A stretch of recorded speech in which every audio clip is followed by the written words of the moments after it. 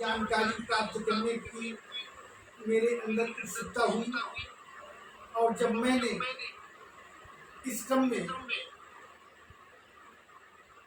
पढ़ा तो मुझे यह जानकारी हुई कि आदरणीय कुलपति जी एक विद्वान लेखक है तथा कई बेहतरीन पुस्तकों का हिंदी में अनुवाद किया है। मुझे वक्ता के रूप में बोलने की जो खुशी है उससे ज़्यादा खुशी आज मुझे आदरणीय कुलपति जी को सुनने की है। भारतीय संविधान पर विमर्श यह एक ऐसा विषय है कि आप सोच सकते हैं कि जिस संविधान को बनाने में कई वर्ष लगे, क्या 25 मिनट के अंदर उस पर कोई विमर्श किया जा सकता है? साहब भीमराव अंबेडकर के विचारों एवं उनके व्यक्तित्व पर कुछ चर्चा करना आवश्यक है। बाबा साहब भीमराव अंबेडकर भारतीय संविधान के प्रारूप समिति के अध्यक्ष थे तथा संविधान निर्माता के रूप में उनके योगदान को भुलाया नहीं जा सकता है।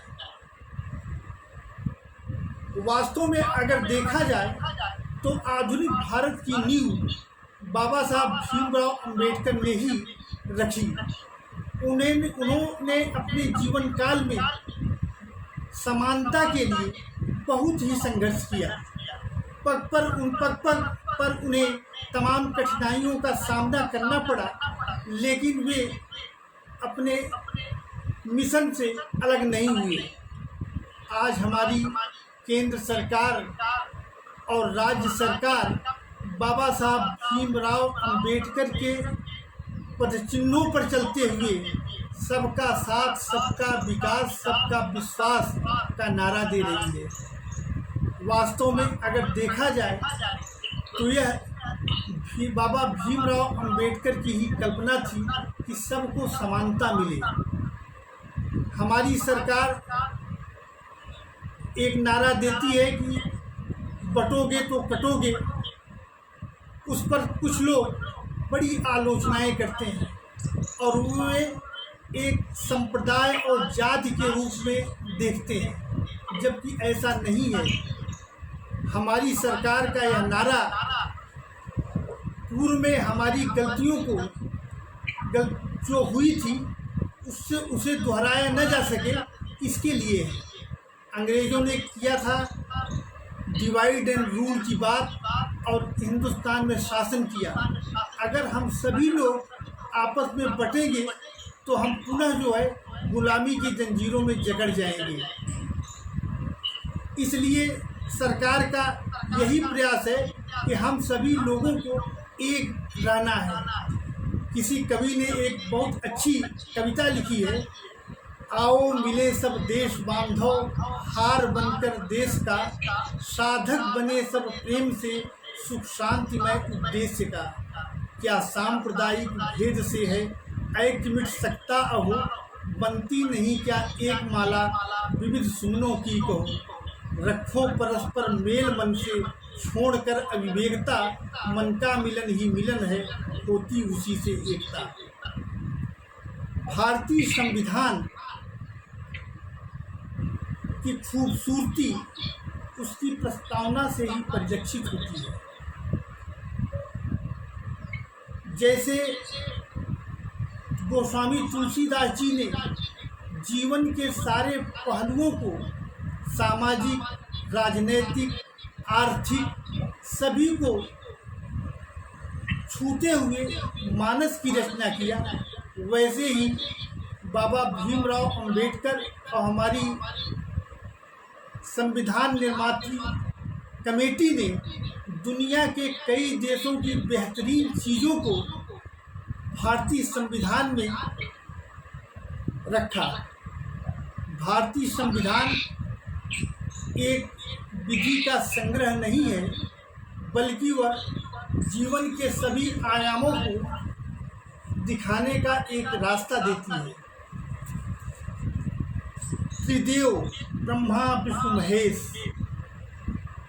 जैसे पूरे संसार का संचालन करते हैं, वैसे ही इस संविधान के लिए 3 स्तंभ बनाए गए: विधायिका, कार्यपालिका, न्यायपालिका, और सभी का एक दायित्व सौंपा गया। हमारी माननीय उच्चतम न्यायालय संविधान की संरक्षक है। संविधान निर्माताओं ने सोचा कि अगर कभी कोई ऐसा कानून बन जाता है जो संविधान के मंशा के विपरीत है, तो उसके लिए उन्होंने माननीय उच्चतम न्यायालय को उसका संरक्षक बनाया। माननीय उच्चतम न्यायालय विधि का निर्माण नहीं करती, बल्कि वो संविधान की व्याख्या करती है और जो कानून बनाया जाता है उस पर विचार करती है कि यह संविधान के मंशा के अनुरूप है अथवा नहीं। इसीलिए आर्टिकल 21 का जो मूल स्वरूप था वो यही था कि no person shall deprived of his life और personal liberty except according to procedure established by law. लेकिन हमारी उच्च न्यायालय ने 3 चीज़ें उसमें और जोड़ा कि प्रोसीजर तो कोई बना सकता है जो संविधान के मंशा के विपरीत हो, लेकिन वह प्रोसीजर कैसा होना चाहिए। उन्होंने कहा कि प्रोसीजर का मतलब just fair and reasonable procedure established by law.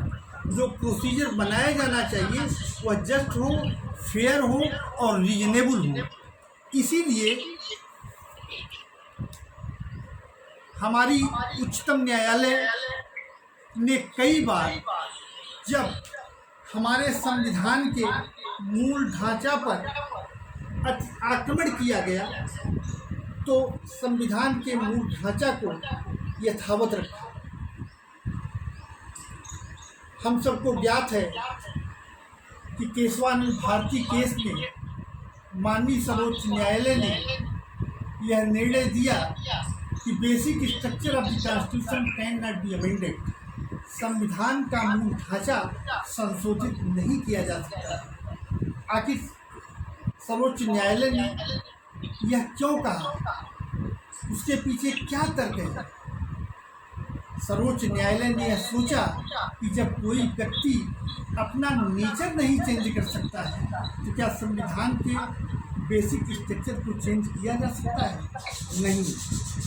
हमारी सरकार आज बाबा साहब भीमराव अम्बेडकर के पदचिन्हों पर चलते हुए सभी लोगों के लिए समानता का एक अवसर दिया है, हर क्षेत्र में दिया है। तमाम लोग आलोचनाएं भी कुछ करते हैं, लेकिन वह आलोचनाएं बिल्कुल निराधार होती हैं। महाभारत के समय जब भीष्म पितामह ने दुर्योधन से कहा कि दुर्योधन जो तुम कर रहे हो वह धर्म के विपरीत है, अधर्म है, तो दुर्योधन ने कहा कि जानामि धर्मः न च मे प्रवृत्तिः, जानामि धर्मः न च मे निवृत्तिः। मैं जानता हूँ धर्म क्या है, लेकिन उससे मैं विमुक्त नहीं हो सकता है। मैं यह भी जानता हूँ अधर्म क्या है, लेकिन उससे मेरी निवृत्ति नहीं है। ऐसा नहीं है कि आज लोग यह जानते नहीं है कि क्या सही है क्या गलत है, बल्कि उनका काम केवल आलोचना करना है और आलोचना करते हैं। कभी कभी ये चर्चाएं होती हैं कि विधायिका बड़ी है, कि कार्यपालिका बड़ी है, कि न्यायपालिका बड़ी है। ऐसा नहीं है, कोई नहीं बड़ा है न कोई छोटा है। हमारे संविधान ने यह साफ साफ बतलाया है कि बड़ी है स्टेट, बड़ी है इस देश की जनता, जिसके लिए ये तीनों पिलर बनाए गए हैं। इसलिए आपस में लड़ने के बजाय हमें इस देश की एकता और अखंडता को संरक्षित रखने के लिए, इस देश को विकास की ओर ले जाने के लिए आपस में मिलकर काम करना है। संविधान की यही सबसे बड़ी खूबसूरती है जो कभी कभी हम भूल जाते हैं। आज कुछ लोग तमाम तरह तरह की बातें करते हैं कि यह होना चाहिए, वह होना चाहिए। ऐसा नहीं है। संविधान अपने आप में पूर्ण है। अगर हम संविधान की मूल भावना को देखेंगे तो हम कभी उससे अलग नहीं हो सकते हैं। संविधान में कई चीज़ें रखी गई हैं, जैसे directive principle of state policy. Hello,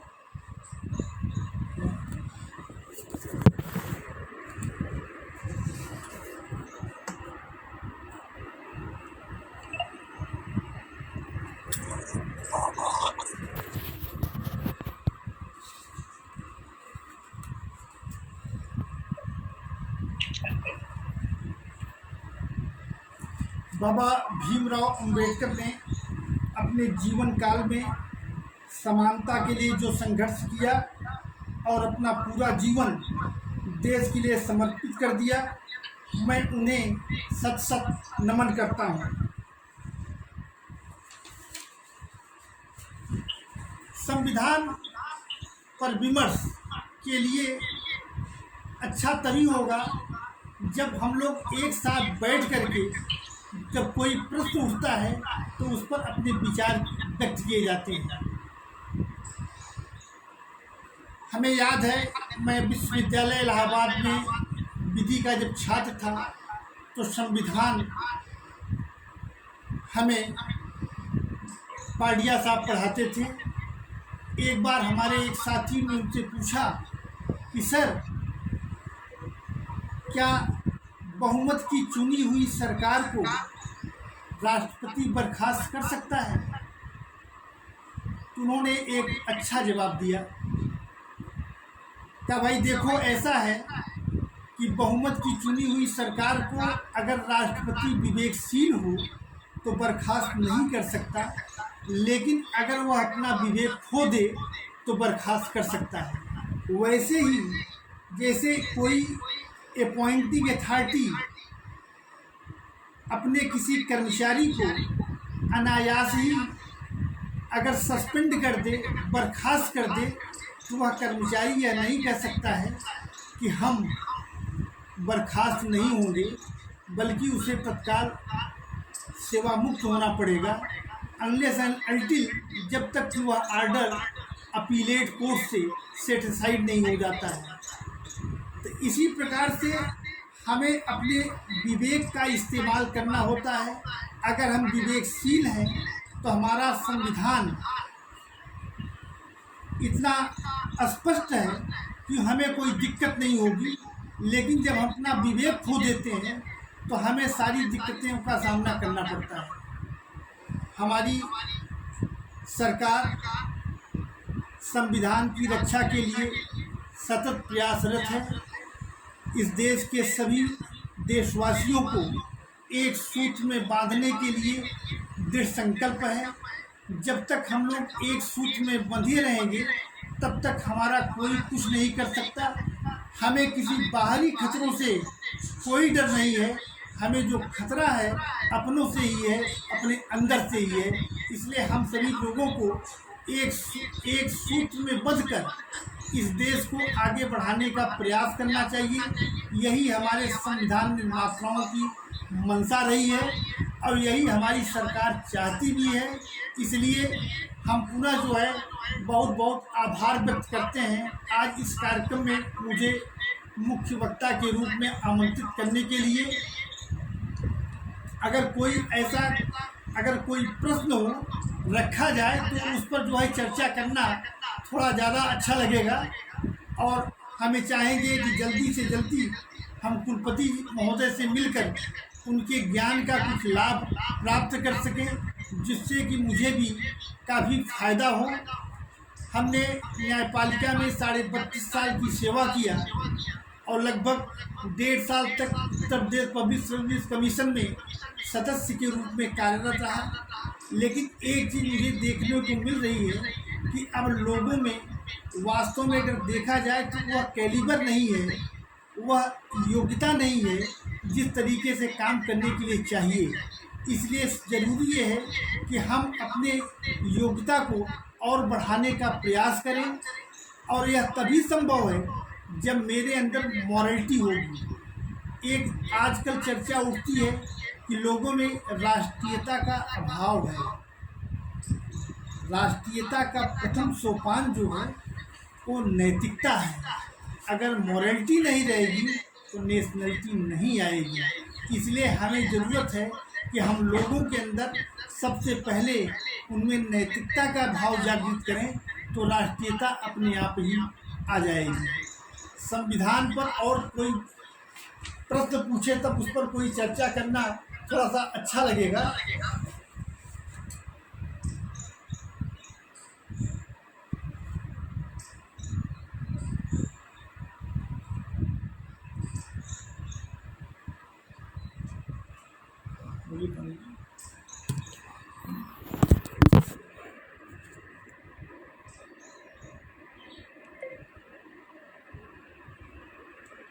इसी के साथ अपनी वाणी को इसी के साथ मैं पुनः माननीय कुलपति महोदय का, विश्वविद्यालय के सम्मानित प्राचार्यगण का, विश्वविद्यालय के पदाधिकारियों का आभार व्यक्त करता हूँ तथा अपने वाणी को विराम देता हूँ। धन्यवाद।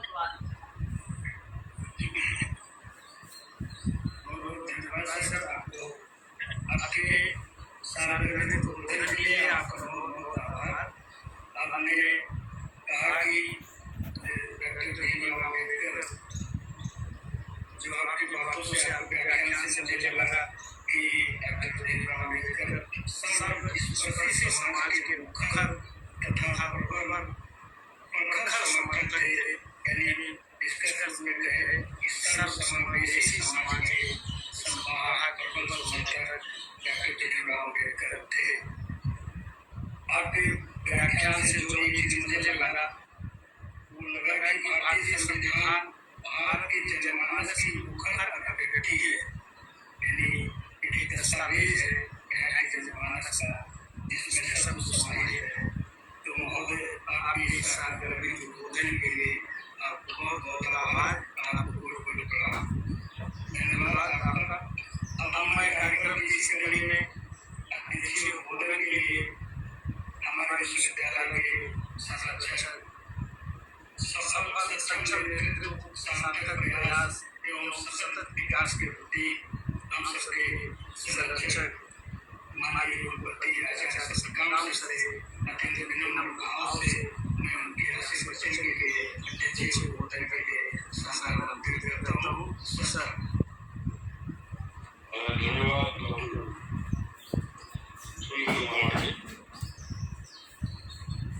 आज के इस गोष्ठी के मुख्य अतिथि और आदरणीय पूर्व न्यायाधीश श्री मुकेश जोशी जी, जो उत्तर प्रदेश लोक सेवा आयोग सदस्य अध्यक्ष हैं, सबसे पहले सहयोगियों को इस बात के लिए बधाई देना कि आपने एक संविधान के विशेषज्ञ और विद्वान व्यक्ति को सुनने का मौका दिया। विश्वविद्यालय परिवार के सभी सदस्यों को साधुवाद कि आपने इसका आयोजन किया और भारतीय संविधान को जानने और समझने का मौका हम सबको मिला। हमारे विद्यार्थियों को, अध्यापकों को और जो भी इस कार्यक्रम को देख सुन रहे हैं, सब संविधान किसी भी राष्ट्र का मार्गदर्शक होता है और वह हमें रास्ता दिखाता है कि हमारा देश किस रूप में आगे बढ़े। जब हमारा देश आजाद हुआ अंग्रेजों के अंदर से मुक्त हुआ, भारत माता मुक्त हुई, उस समय जो हमारे अग्रणी नेता थे उन्होंने विचार विमर्श किया, बैठे थे और ये देखा कि हम जो राष्ट्र का निर्माण से जा रहा है उसमें लिखित और विस्तृत संविधान होना चाहिए। अभी तक हम शासित थे, अब यहाँ की जनता को शासित करना है। यानी एक ऐसे लोकतंत्र की स्थापना की थी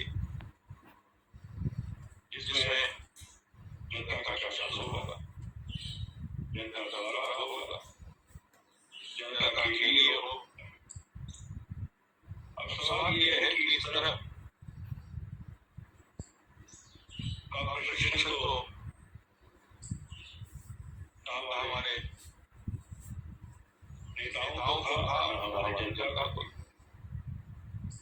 हालांकि आजादी से पहले कुछ सीमित अधिकार मिले, चुनाव भी होते, लेकिन वो बहुत सीमित था। सब चुनाव है मत देने का अधिकार नहीं। अब जब भारत आजाद हो गया तो सरकार जनता के हाथ में, लेकिन उसके पहले सारे निर्देश बनाए जाए, क्योंकि एक